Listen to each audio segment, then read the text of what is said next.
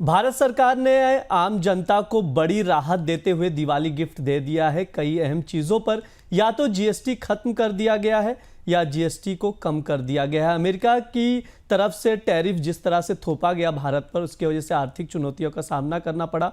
इसको ध्यान में रखते हुए सरकार ने और घरेलू मांग को बढ़ावा देने के लिए सरकार ने साबुन से लेकर छोटी कारों तक कई आइटम्स पर जीएसटी में कटौती करने का अहम फैसला किया है। अब 4 की जगह जीएसटी के 2 स्लैब 5% और 18% होंगे।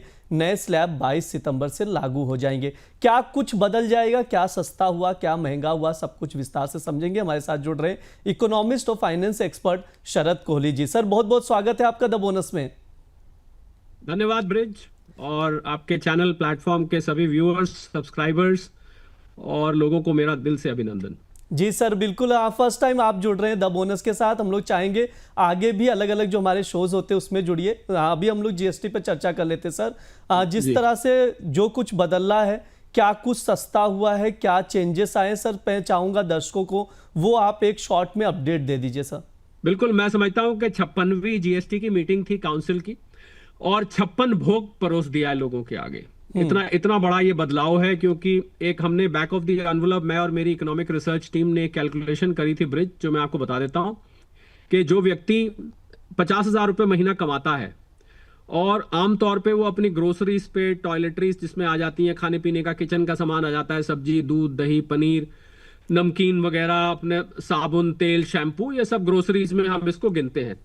तो आमतौर पे 50,000 कमाने वाला करीब 20,000 रुपए इस पे हर महीने खर्च करता है। इसके अलावा उसका किराया जाता है, बच्चों की स्कूल की फीस है, उसकी बात नहीं करते। उसको कम से कम नहीं तो 2,000 रुपए महीने का फर्क पड़ जाएगा। यानी कि साल का करीब 24,000 का फर्क पड़ जाएगा, क्योंकि जो जीएसटी के रेट्स घटे हैं वो 7% से 10%, और किसी किसी चीजों पे आपको हैरानी होगी, मैंने चश्मा पहना हुआ है, स्पेक्टिकल्स बोलते हैं जिसको, उस पर 28% से 5% पे आ गया है।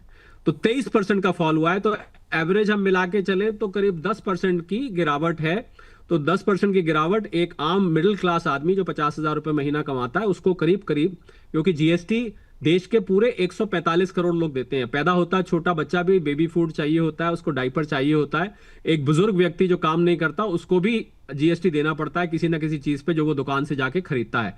तो ये एक ऐसा टैक्स है जिससे कोई भी भारतीय बचा हुआ नहीं है। तो मैं समझता हूं कि ये अक्रॉस द बोर्ड पूरी की पूरी जनसंख्या को ये राहत देने वाली बात है, एक ही स्ट्रोक से। बहुत समय से डिस्कशन चल रहा था, 1.5 साल से बातचीत चल रही थी। सम्राट चौधरी जी जो बिहार के उप मुख्यमंत्री हैं, वो एक फिटमेंट कमेटी थी, उसके अध्यक्ष थे, उस पर विचार चल रहा था। तो मुझे लग रहा है अंततः आके ये हो ही गया कि जो स्लैब्स थे अब वो स्लैब्स कम कर दिए गए हैं। 28% हट गया है, 12% हट गया है। और मैं बोनस के जो व्यूअर्स, सब्सक्राइबर्स हैं, उन लोगों के लिए मैं बता दूं कि जीएसटी के स्लैब्स थ्योरेटिकली एक 0% स्लैब भी होता है, और एक और स्लैब होता है जो लोगों को मालूम नहीं है। ये 0.25 से 3% के स्लैब होते हैं। इसमें ज्वेलरी और डायमंड के आइटम्स आते हैं, diamond, cut diamond, polish diamond और ज्वेलरी, गोल्ड ज्वेलरी पे 3% लगता है। हालांकि ये स्लैब्स खाली इन्हीं चीजों पर हैं। इसीलिए जो पॉपुलर स्लैब्स हैं वो 5, 12, 18 और 28 थे अब तक, अब वो केवल 2 रह गए। और एक तीसरा स्लैब 40% का क्रिएट कर दिया गया है, जिसमें कुछ सिन गुड्स और कुछ सुपर लग्जरी आइटम्स डाल दिए गए हैं। तो बहुत बड़ी राहत है, लोगों का जीने का स्तर बढ़ेगा, लोगों के पैसे बचेंगे। जो बचाना चाहता है बचाए, जो उस बचे पैसे को और कुछ खरीदना चाहता है उससे और कुछ खरीदे, वही सामान ज्यादा खरीदना चाहता है वही खरीदे, कोई इससे अच्छी क्वालिटी का, इससे महंगा सामान खरीदना चाहता है वो खरीदे। तो मुझे लग रहा है कि जीडीपी देश की बढ़ेगी, क्योंकि फैक्ट्रीज और लगेंगी, डिमांड बढ़ेगी। भारत की जो अर्थव्यवस्था है 60% कंजम्पशन से बनती है। जब भी कोई कंजम्पशन बढ़ाने का कदम उठाया जाता है तो सीधा सीधा उसका जीडीपी पे प्रभाव पड़ता है। इसीलिए आपको पिछली क्वार्टर की, जो पिछले महीने की जीडीपी क्वार्टर की आई, वो 7.8% आई, क्योंकि कंजम्पशन में बढ़ोतरी देखी गई थी। हम और आप जब जाके दुकान पे सामान खरीदते हैं, हमारी जीडीपी इससे रफ्तार पकड़ती है, और ये तो सीधा सामान खरीदने वाला कदम है, बहुत बड़ा कदम है। दूसरा फायदा इसका उन लोगों को होगा जो कि 1.5 करोड़ जीएसटी के रजिस्टर्ड डीलर्स हैं, क्योंकि उन लोगों की कंप्लायंस आसान हो जाएगी, उनकी सेल बढ़ेगी। उनको जिनको रिफंड्स लेने होते हैं जीएसटी से, उनको रिफंड जल्दी आएगा। आपने सुना होगा उसमें भी फेरबदल किया गया है। रजिस्ट्रेशन की प्रक्रिया को बहुत आसान कर दिया गया है। अब 3 दिन के अंदर आपको ऑटोमेटिक रजिस्ट्रेशन मिल जाएगा। अभी तक रजिस्ट्रेशन के लिए धक्के खाने पड़ते थे, 15-15 दिन, एक महीना लग जाता था, इंस्पेक्टर घर आता था, ऑफिस, घर, फैक्ट्री। वहां पर इंस्पेक्शन होती थी, पीछे पड़े रहते थे। अब ऑटोमेटिक रजिस्ट्रेशन कर दिया हुआ। सरकार को तो फायदा होगा ही, क्योंकि सरकार शुरू शुरू में थोड़ी सी टैक्स कलेक्शन में गिरावट आ सकती है, पर अंततः सरकार को इससे फायदा होगा, क्योंकि इससे टैक्स कलेक्शन बढ़ेगी और जीडीपी की रफ्तार बढ़ेगी। और एक आर्थर लाफर की थ्योरी है, वो कहती है कि कर्व है, उसका मतलब होता है कि जब जब टैक्स गिराया जाता है तो टैक्स कलेक्शन अंततः बढ़ती है। राज्यों को भी फायदा होगा। 70% जीएसटी का हिस्सा तो राज्यों को जाता है, तो राज्य भी ये शिकायत नहीं कह सकते कि हमारे पास तो टैक्स आता नहीं, केंद्र सिर्फ उसका 30% रखता है। तो कुल मिला के ये तीनों तबकों को, यानी कि कंज्यूमर, रजिस्टर्ड डीलर्स और सरकार, 3 लेवल्स मैंने इसको बांटा है। तीनों लेवल्स पे फायदा होने वाला है। सर, मुझे जो सबसे ज़्यादा इंटरेस्टिंग लगा वो हेल्थ इंश्योरेंस पर जिस तरह से 0% जीएसटी कर दिया गया, वो काफ़ी इंपॉर्टेंट था, क्योंकि बार बार इसकी मांग भी उठती रही। लेकिन सर, इसमें एक चीज़ मैं समझना चाहूँगा, जिस तरह से इंश्योरेंस सेक्टर में जीएसटी से राहत मिली है, क्या लगता है कि आपको इनपुट टैक्स क्रेडिट के चलते कंपनियां ग्राहकों तक पास ऑन करेंगी क्या? अगर वो नहीं पास ऑन करती हैं और तो बहुत बड़ी गलती करेंगी, क्योंकि इंश्योरेंस बेचना भारत में पहले ही बहुत कठिन प्रक्रिया है। किसी को उसके मरने की बात बताना आसान काम नहीं होता है। हालांकि आप हेल्थ इंश्योरेंस की बात कर रहे हैं, क्योंकि एक फ्यूचरिस्टिक खर्चा होता है कि अगर कल भगवान ना करे कोई बीमार पड़ जाए, भगवान ना करे कोई स्वर्ग सिधार जाए, तो ये तब ये पैसा वसूल होता है। तो लोग वर्तमान में रहते हैं, भविष्य का ज्यादा सोचते नहीं है हिंदुस्तान में। तो दिक्कत ये होती है कि वो लोग बहुत मुश्किल से इंश्योरेंस पॉलिसी खरीदते हैं। तो अगर अब इंश्योरेंस कंपनियां इस जीएसटी हटने पर जो प्रीमियम कम आएगा उसको बढ़ा के अपना इनपुट टैक्स क्रेडिट अगर कवर करना चाहेंगी, तो मुझे लगता है कि बहुत बड़ी गलती करेंगी, क्योंकि उनको और कठिन हो जाएगा। उनको लोगों को फायदा पहुंचाना चाहिए। इनपुट टैक्स क्रेडिट मैंने माना है उनका होता है, वो उस पर क्रेडिट नहीं क्लेम कर पाएंगे, पर ये जो उनकी क्षति है इसकी पूर्ति होगी ज्यादा बिजनेस मिलने से, क्योंकि जब बिजनेस उनको और मिलेगा तो वो इसको अपनी क्षति को पूर्ति कर देंगे। मुझे लगता है उनको ग्राहकों को पूरा बेनिफिट देना चाहिए और इसको इनपुट टैक्स क्रेडिट का एडजस्टमेंट लोगों के प्रीमियम में नहीं करना चाहिए।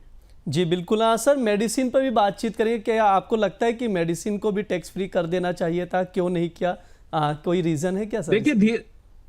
देखिए धीरे धीरे उस तरफ कदम बढ़ रहा है। आहिस्ता आहिस्ता हम उधर की तरफ बढ़ रहे हैं और 7-8 साल बाद ये बदलाव किया गया है। तो अब ये बदलाव जब पूरा आ जाएगा सामने, मुझे लगता है जो नेक्स्ट लेवल बदलाव होगा वो इस पे आगे होगा। देखिए टैक्स की प्रक्रिया जो है उसको दशकों लग जाते हैं इवॉल्व होने में। इनकम टैक्स एक्ट उदाहरण ले लीजिए आप, 1961 का है, आज 64 साल का हो जाएगा, अब जाके कहीं दूसरा इनकम टैक्स लाया जा रहा है और उसमें कितने बदलाव होते हैं। आज हम और आप जब बात कर रहे हैं, कोई ना कोई बदलाव पीछे चल रहा होगा। तो मुझे लगता है टैक्स का जो प्रोसेस है वो एक इवोल्यूशनरी प्रोसेस है, हम इंग्लिश में बोलते हैं। तो वो धीरे धीरे इवॉल्व होता है। अगला जो कदम होगा इसमें और रैशनलाइजेशन की जाएगी। देखिए परफेक्शन तो कहीं नहीं होता है, आप पूर्णता तो कभी नहीं मिलती है, कुछ ना कुछ कमी रह जाती है। उदाहरण के तौर पर मैं आपको बताऊं कि जो सर्विस सेक्टर है उसको बहुत बड़ी उम्मीद थी कि उनके ऊपर 18% लगता है अभी, जो कि बहुत पिंच करता है, ग्राहकों को पिंच करता है, खासकर जो छोटे छोटे सर्विस प्रोवाइडर्स हैं। तो उन्होंने मांग की थी कि भाई घटाया जाए, उस पर अभी नहीं देखा गया। मुझे लग रहा है आगे जाके सर्विस सेक्टर हो गया या जो दवाइयां हो गई, इन पे शायद हटा लिया जाए। पर एक अच्छा कदम है, जितना किया गया है फिलहाल हमें उसी से तसल्ली करनी पड़ेगी और आने वाली जीएसटी काउंसिल मीटिंग्स का इंतजार करना पड़ेगा। जी बिल्कुल। हाँ सर, एक और आखिरी सवाल रहेगा। जीएसटी की दरें कम करने से सरकार को नुकसान भी होगा, नो डाउट। तो सर सरकार इसको कैसे देखेगी? क्योंकि एसबीआई की रिसर्च जो आई है, सालाना 85,000 करोड़ रुपए का राजस्व नुकसान हो सकता है। सर कैसे देख रहे हैं आप इसे? मैं एसबीआई की रिपोर्ट से पूरी तरह, क्योंकि मैं खुद एक अर्थशास्त्री हूं, मेरी भी टीम है एसबीआई की अपनी इकोनॉमिक, तो ऐसा कहा जाता है, एक हल्के फुल्के माहौल में बोलता हूं कि 6 इकोनॉमिस्ट बैठते हैं तो 7 ओपिनियन निकल के आती हैं एक पुराने इकोनॉमिस्ट में। तो इकोनॉमिस्ट टू इकोनॉमिस्ट ये सलाह मेरे, और कल आपने अगर प्रेस कॉन्फ्रेंस सुनी हो उसमें उन्होंने 48,000 करोड़ का जिक्र किया कि इतना हमें लग रहा है। तो इसको लॉस नहीं होता है। ये लोगों, जनता को जो पैसा दिया जा रहा है वो सरकार का लॉस नहीं है। जनता भी सरकार की है और सरकार जनता की है, तो इसलिए लॉस नहीं है। पर मुझे लगता है जो मैंने आर्थर लाफर कर्व का बताया आपको, कि जब जब टैक्स घटाए जाते हैं तो एक स्पीड ब्रेकर की तरह टेम्परेरी बंप लगता है, उसके बाद वो पूरी तरह से कवर हो जाता है। क्योंकि लोग जो ज्यादा सामान खरीदेंगे, कंजम्पशन जो बढ़ेगी, उस बढ़ी हुई कंजम्पशन उसको कवर कर लेती है। तो मेरी ऐसी उम्मीद है कि 1 से 2 तिहाई में, यानी कि 1 से 2 क्वार्टर्स में, अभी अक्टूबर दिसंबर क्वार्टर में आपको इस बदलाव का असर दिखाई देना शुरू होगा। तो जो जनवरी टू मार्च क्वार्टर होगा उसमें ये जो कमी है इसकी पूर्ति हो जाएगी। मुझे नहीं लगता राज्यों को कुछ चिंता करने की बात है। इसलिए चिंता करने की बात नहीं है क्योंकि सभी राज्यों की सहमति से यह हुआ है। वित्त मंत्री महोदया ने इस बात को बोला कि सारे के सारे राज्य मौजूद थे उस मीटिंग में और सबने एक मत होकर इसको स्वीकार किया है। थोड़ी बहुत अगर रेवेन्यू में कमी होगी उसकी पूर्ति हो जाएगी। मुझे 35 साल हो गए फिस्कल और इकोनॉमिक लाइन में, मुझे मालूम है कि ये कवर हो जाएगा क्योंकि लोग उस सामान को ज्यादा खरीदेंगे। जी बिल्कुल सर, लेकिन क्रिकेट प्रेमियों के साथ गलत हो गया, झटका लगा दिए 40% जीएसटी लगा के टिकट्स को। नहीं, हाँ वो ठीक है। देखिए जो गैर जरूरी चीजें हैं, देखिए पहले ध्यान दिया जाता है जरूरी चीजों पे जो आपकी जिंदगी से जुड़ी हुई हैं। जो लग्जरी, ऐसे तो सुपर लग्जरी कार भी है, ऐसे तो सिगरेट भी है, तंबाकू भी है, तो कुछ आइटम्स को रखा गया है। ये एक शौकिया चीज है। ऐसा तो हो नहीं सकता कि आप अगर क्रिकेट मैच नहीं देखेंगे तो आपकी जिंदगी नहीं चलेगी, बिल्कुल आपका सर। गुजारा नहीं चलेगा, आप कमजोर हो जाएंगे, आप दुर्बल हो जाएंगे, आप बीमार पड़ जाएंगे। तो ऐसी चीजों पे पहले ध्यान दिया जाता है जहां जीविका है, जहां लिविंग स्टैंडर्ड है। ये एक शौकिया चीज है। और जो क्रिकेट के फैंस है ना ब्रिज, वो कितनी भी टिकट रख दे, अगर उनको देखना है वहां पर विराट कोहली को या बुमराह को, तो वो जाकर तब भी देखेंगे। आप कितनी भी टिकट कर दीजिए, जो देखना है वो देखने वाले जाते हैं। स्टेडियम आपको फुल मिलेगा अगर मैच बढ़िया हो रहा होगा। तो मैं बिल्कुल भी कोई सहानुभूति नहीं रखता। मैं खुद एक क्रिकेट फैन हूं, पर मैं कोई सहानुभूति नहीं रखता इससे। जी सर, बिल्कुल मैं भी नहीं रखता हूं सर, जस्ट जिक्र कर दिया, बोला दर्शक है, बातचीत हो जाए इस पर भी। बहुत बहुत शुक्रिया सर आज की चर्चा में जुड़ने के लिए, इतनी इंसाइट्स आपने दिया उसके लिए बहुत बहुत धन्यवाद। हम लोग चाहेंगे जो हमारे बोनस के अलग अलग शोज होते हैं टैक्स पर, उस पर भी आप लोग जुड़िए, बातचीत करिए, दर्शकों को काफी ज्यादा सर बेनिफिट्स मिलेंगे इससे।